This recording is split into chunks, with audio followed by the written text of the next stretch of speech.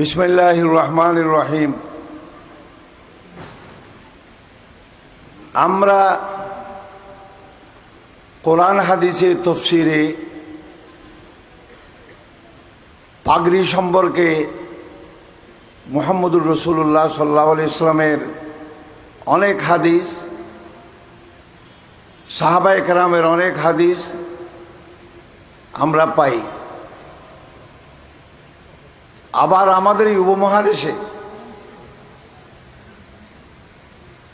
1867 সালে ব্রিটিশ ভারতবর্ষকে দখল করার পর যে দারুল দেওবন্দ থেকে আমাদের পুনর্জন্ম, সে দেওবন্দ মাদ্রাসায় পাগড়ি প্রদানের দস্তারবন্দি মাহফিল হয়। হাকিমুল উম্মত হযরত মাওলানা আশরাফ আলী থানভী রহমতুল্লাহ আলাইহি এবং তার জামাতের এবং ক্লাসে যারা সাথী আছেন তাদেরকে পাগড়ি দিয়ে হযরত মাওলানা আশরাফ আলী থানভী রহমতুল্লাহ আলাইহি উপমহাদেশের মুসলমানদেরকে একটি কথা না বললে সত্যকে গোপন করা হবে, ইতিহাসকে ঢাকা হবে, ইতিহাসকে বিকৃতি করা হবে। এই ভারতবর্ষ প্রায় 2700 বৎসর মুসলমান শাসন করেছিল, কথা ঠিক কিনা? তারপর ব্রিটিশ এই দেশকে নিয়ে যাওয়ার পর সর্বপ্রথম মুসলমানদের জন্য একটি আলাদা আবাসভূমি, একটি স্বাধীন রাষ্ট্রসত্তার যিনি সর্বপ্রথম জনক, উনি হচ্ছেন হাকিমুল উম্মত হযরত মাওলানা আশরাফ আলী থানভী রহমতুল্লাহ আলাইহি। তারপর এই পুরাতন ঢাকার নওয়াব বাড়ির নওয়াব সলিমুল্লাহ, যিনি বেগম বাজার মসজিদের পাশে শুয়ে আছেন, উনি হাকিমুল উম্মত হযরত মাওলানা আশরাফ আলী থানভী রহমতুল্লাহ আলাইহি নওয়াব বাড়ির আহসান মঞ্জিলে এনে মাওলানা আশরাফ আলী থানভী রহমতুল্লাহ আলাইহি নিজের পকেট থেকে 200 টাকা চাঁদা দিয়ে মুসলিম লীগ করার পর বিভক্ত ভারতের প্রথম স্বাধীনতার সূচনা হয় 1906 সালে।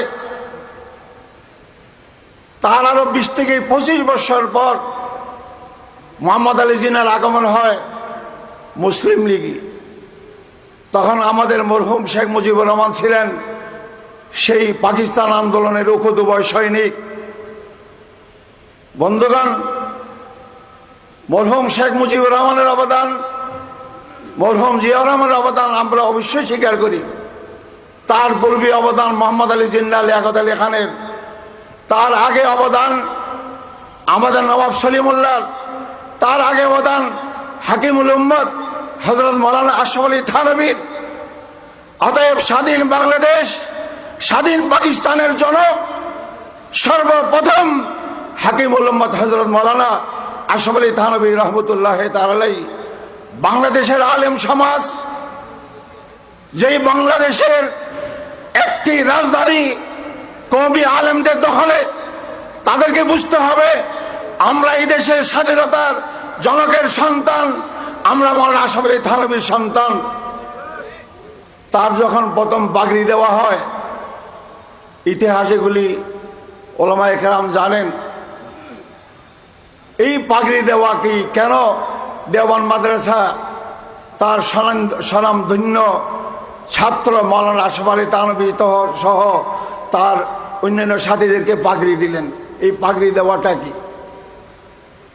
পাগড়ি রাসূলের সুন্নাত, পাগড়ি জিবরিলের সুন্নাত, পাগড়ি বদরের যুদ্ধে আসমান থেকে অবতীর্ণ হাজার হাজার ফেরেশতাদের সুন্নাত, পাগড়ি আবু বকরের সুন্নাত, পাগড়ি ওমরের সুন্নাত, পাগড়ি ওসমানের সুন্নাত, পাগড়ি আলীর সুন্নাত, পাগড়ি আশরায়ে মুবাশশারার সুন্নাত, পাগড়ি 1,44,000 সাহাবী সুন্নাত।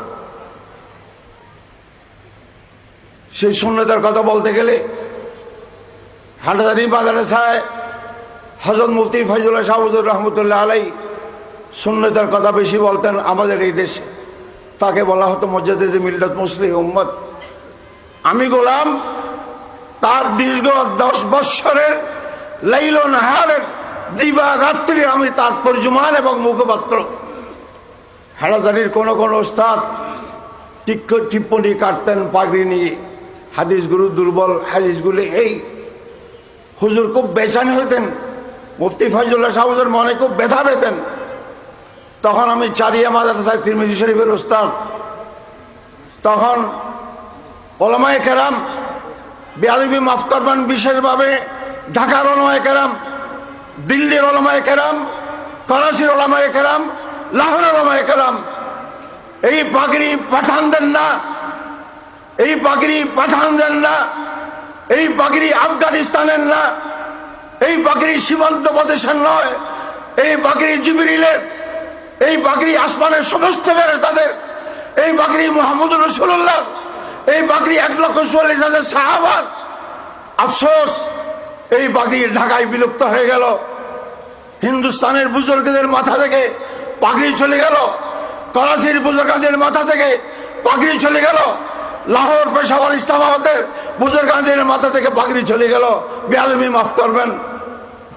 আমি শামালে তিরমিজির একটি ইবারত মুফতি ফয়জুল্লাহ শাহ হুজুরকে দিলাম।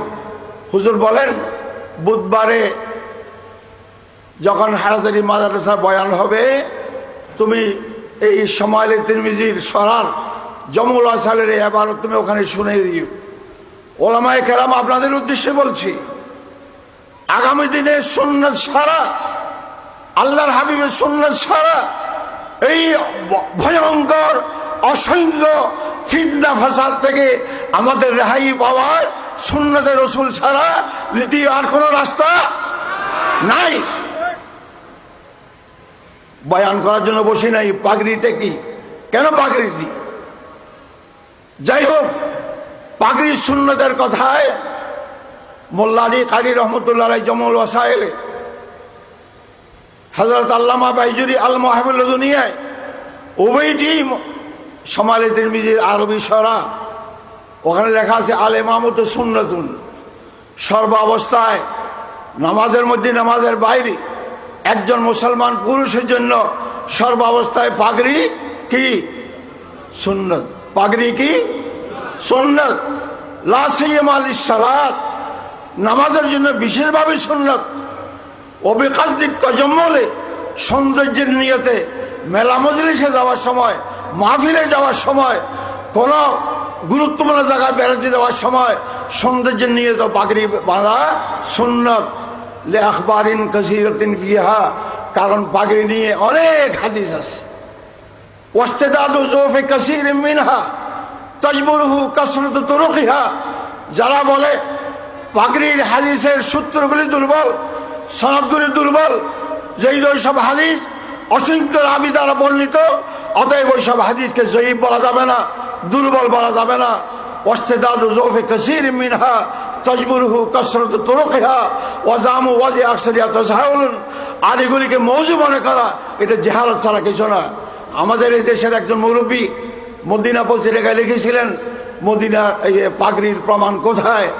আমি ওনাকে টেলিফোনে ধমক দিলাম, এমন বললাম, মুফতি ফয়জুল্লাহ শাহ হুজুরের আরবিতে লিখিত ফয়জুল কালামের পর সবচেয়ে যে খ্যাতি পেয়েছে হেদায়েতুল ইবাদ, সেখানে আমি 3 পৃষ্ঠা প্রায় 100-র কাছাকাছি দলিল হেদায়েতুল ইবাদে দিয়েছি।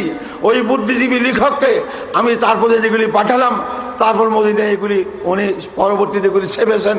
ওলামায়ে কেরাম, আজকে পাগড়ি আমাদের মাথা থেকে চলে গেছে। যেই দস্তারবন্দি আমরা করি, এই দস্তারবন্দি কি?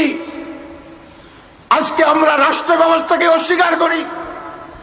আলেম সমাজ যারা রাজনীতি করে তাদের আমরা সমালোচনা করি।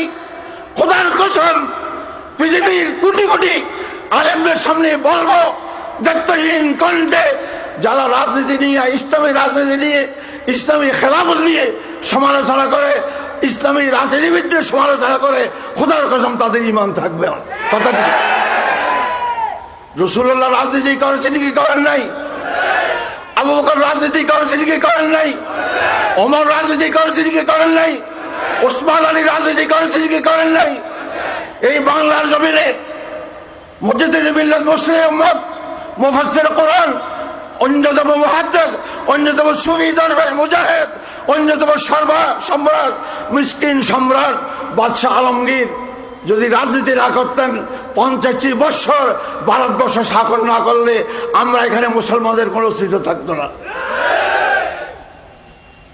আমি এই মাদ্রাসা কমিটির অন্যতম মুতাওয়াল্লি আলহাজ কামরুল বাড়ির দাদা, উনি অনেক বড় আলেম ছিলেন। দাদার ভাই হযরত মাওলানা ইসহাক বর্ধমানী রহমতুল্লাহ আলাইহি এত বড় মহান আলেম। হে বাংলার আলেম সমাজ, আল্লামা ইসহাক বর্ধমানী ওই মহান আলেম যিনি হাজী কামরুল বাড়ির চাস্ত দাদা হযরত হাকিমুল্লাহ মাওলানা আশরাফ আলী থানভী রহমতুল্লাহ আলাইহি যখন কানপুর যেখানে তিনি পড়াতেন, ওখান থেকে যখন খানকার থানা বনের খানকায় চলে আসেন, নিজের জায়গায় মাওলানা আশরাফ আলী থানভী নিজের জায়গায় স্থলাভিষিক্ত করেছিলেন হাজী কামরুল বাড়ি সাহেবের স্বাস্থ্য দাদা হযরত আল্লামা ইসহাক বর্ধমানী রহমতুল্লাহ আলাইহি। সুবহানাল্লাহ বলেন। আমি হাজী কামরুল বাড়ির দাদার দস্তারবন্দির সনদে দেখেছি, কি দেখেছি? একটি হাদিস। কি হাদিস? আল্লাহ রসুল যখন কোন সাহাবীকে রাষ্ট্রীয় দায়িত্ব দিতেন, কোন প্রদেশের গভর্নর বানাতেন, আল্লাহ রসুল যখন কোন সাহাবীকে কি বানাইতেন? প্রদেশের কি বানাইতেন? গভর্নর বানাইতেন। সমস্ত সাহাবাদের সামনে রাসূলুল্লাহ সাল্লাল্লাহু আলাইহি ওয়াসাল্লাম ওই মনোনীত গভর্নরের মাথায় পাগড়ি পরাইতেন। সুবহানাল্লাহ বলেন। হে হাফেজ ভাইরা, আলিম ভাইরা, তোমাদের মাথায় পাগড়ি দেওয়া হয় কোরআন বিক্রি করার জন্য নয়, ওয়াজ বিক্রি করার নয়, ফিরালির নামে ব্যবসা করার জন্য নয়। এই মাথায় তোমাদেরকে পাগড়ি দেওয়া হচ্ছে আগামী দিনে দেশ এবং সমাজ আর রাষ্ট্রের নেতৃত্ব দেওয়ার জন্য ইনশাআল্লাহ তাআলা। এই পাগড়ি সেই পাগড়ি, এই পাগড়ি খরাত খাওয়ার পাগড়ি নয়। এই পাগড়ি ফিরালির নামে ডাকাতি করার পাগড়ি নয়। এই পাগড়ি রমজান শরীফে কোরআন বিক্রি করে হারাম খাওয়ার পাগড়ি নয়। এই পাগড়ি ওয়াজ বিক্রি করে, সওদাগর হয়ে ব্যবসা করে আল্লাহর দ্বীন বিক্রি করেন, এই পাগড়ি নয়। এই পাগড়ি রাসূলুল্লাহ দিতেন যাকে রাষ্ট্রের দায়িত্ব দিতেন। কথা বুঝে আসছে? অতএব আমরা এই পাগড়ি দেব ওই সব ভাইদেরকে যারা আগামী দিনে রাষ্ট্রীয় দায়িত্ব গ্রহণ করবে ইনশাআল্লাহ তাআলা।